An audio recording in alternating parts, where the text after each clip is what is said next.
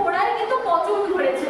তাহলে এই যে গাছটায় পোকা লাগলো, গাছের গোড়ায় যে পচন ধরে গেল, এটা তো কোনো কারণ ছাড়া তো আর ঘটেনি। তাহলে কারণটা যদি আমরা একটু আগে দেখতে চাই, তখন তাহলে দেখতে পাবো যে আমরা হয়তো সেই গাছটা ঠিক মতো পরিচর্যা করিনি।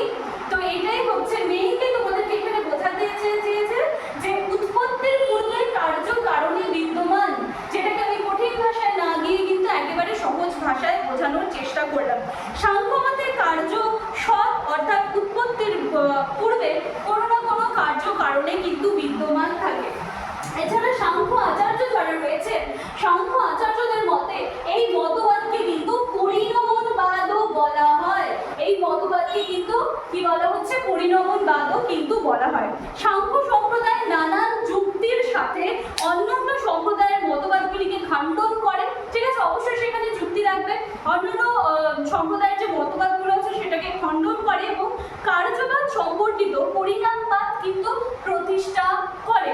তাহলে এই ছিল কিন্তু আজকে তোমাদের সাংখ্য দর্শনের সাংখ্য কার্যকরণবাদ। ভীষণ ছোট এবং দেখলে মনে হবে খুব জটিল, আলোচনায় গেলে খুবই সোজা একটা বিষয়, খুব ইন্টারেস্টিং একটা বিষয়।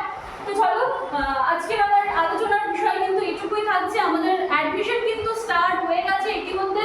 তোমরা খুব সুন্দরভাবে আমাদের সাড়া দিয়েছো আগের বছরের মতো এই বছরেও। আশা করছি আগের সেমিস্টারের মতো এই সেমিস্টারেও তোমরা আমাদের সাথে থাকবে এবং পুরো তোমাদের সাপোর্ট করবে, এবং তার বিনিময়ে আমরা কিন্তু সারাক্ষণ সবসময় তোমাদের সাথে আছি। আশা করছি আজকের ক্লাসটা তোমাদের ভালো লাগবে। লাইক, কমেন্ট, শেয়ার, সাবস্ক্রাইব করে আশা রাখলাম। দেখা হচ্ছে নেক্সট ক্লাসে। Thank you.